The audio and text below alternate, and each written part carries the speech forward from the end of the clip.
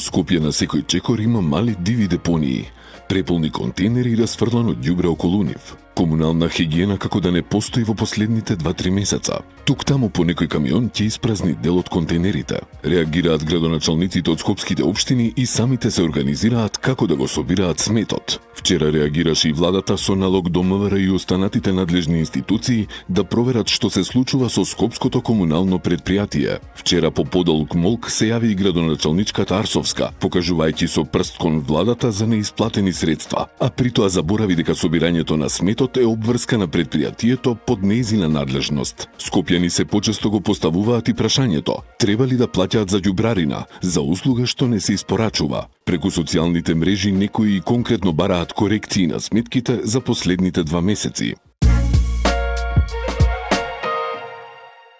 За време на изборната кампања се изнаслушавме многу работи околу тоа што се ќе направеле идните градоначалници и на кој начин ќе го подобриле живеењето во урбаните средини. Но вредно е да се напомене дека за подобрена средина важно е каков придонес ќе дадат и самите жители. Например, треба да се намали бројот на вандалите и насилниците кои кршат, палат, уништуваат општествен градски имот. Каде и да погледнеш има некоја скршена клупа, откорнато младо дрвце или уништена детска лулашка, спортски реквизит и слично. И психијатрите тешко би објасниле зошто луѓето ѓубриња особено се изживуваат врз контейнерите и кантите за ѓубре, кои ги кршат, палат, расфрлаат. До кога градскиот имот за кој се дадени народни пари ќе страда од ваквите девијантни лица? Одговорот за ова треба да го дадат и комуналните редари и полицијата, кои слабо казнуваат вакви вандализми. Одговор треба да дадат и родителите и училиштата, оти правилното воспитување е нивна обврска.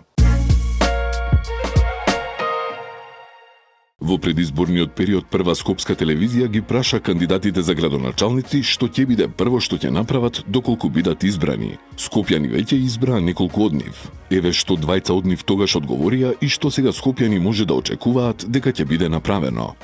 Општина Кисела Вода е општина која што изминативе 4 години многу се разви како општина.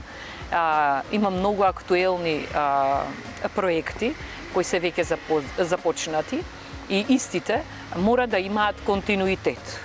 Јас ова често пред граѓаните го коментирам заради тоа што ние треба да продолжуваме да ја градиме општината и треба да се стремиме да бидеме уште подобри од она што досега сме го имале, бидејќи на сите ние тоа целта.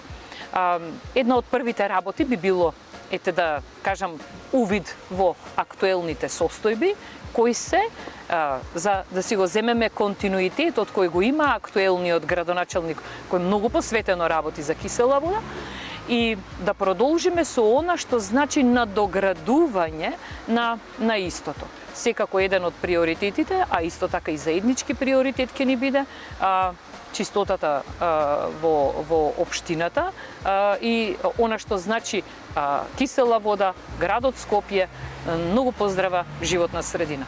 Се работи исклучиво за инфраструктурни проекти, за подобрување на патната инфраструктура, за изградба на нови фекални канализации во Јурумлери и во Идризово, за изградба на трета детска градинка на територија на општина Газивала, за надградба на основното училиште Крум Тошев, за изградба на нова спортска сала во Железара и останати проекти. 37-годишен скопјанец од Кисела Вода е уапсен и против него е поднесена кривична пријава за предизвикување општа опасност, откако полицијата открила дека со запалливо средство предизвикал пожар во патничко возило Мерцедес во Скопје. Според информациите од Министерството за внатрешни работи, инцидентот се случил на 16 октомври 2025 година на улицата Народни херои, кога осомничениот го запалил автомобилот со скопски регистарски ознаки. Од пожарот настанала материјална штета проценета на околу 200.000 денари, а по преземените мерки и активности, полицијата го пронашла и лишила од слобода сторителот, кој во полициска станица го признал делото. Скопскиот суд му одредил притвор во траење од 8 дена. Македонски сновиденија е насловен концертот на Националниот джез оркестар со кој в сабота ќе се отворат есенските музички свечености. Концертот започнува во 20 часот во малата сала на Филхармонијата, а ќе диригира Владимир Николов. Проектот Македонски сновиденија се најавува како енергична фузија на македонскиот фолклор и современ джез. Есенските музички свечености ќе траат до 10 ноември.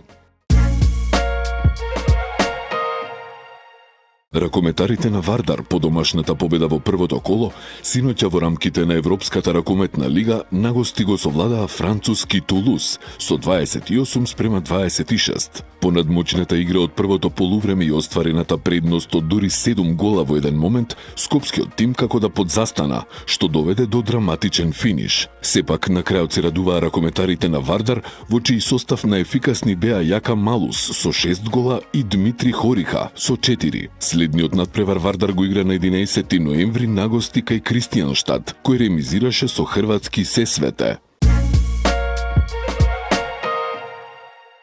Синоќа во Скопје премиерно беше прикажан документарецот "Вратете го Чаламот", посветен на големите успеси и славната историја на македонскиот кошаркарски клуб Работнички. Промоцијата на документарецот, што е во продукција на Слобода филм, а со финансиска поддршка на општина Центар, собра голем број спортски новинари, кошаркарски легенди и сегашни членови на тимот. Премиерата ја отвори легендарниот спортски новинар Атанас Костовски, кој со носталгија се потсети на првите телевизиски преноси и на славните денови на Работнички во Градски парк.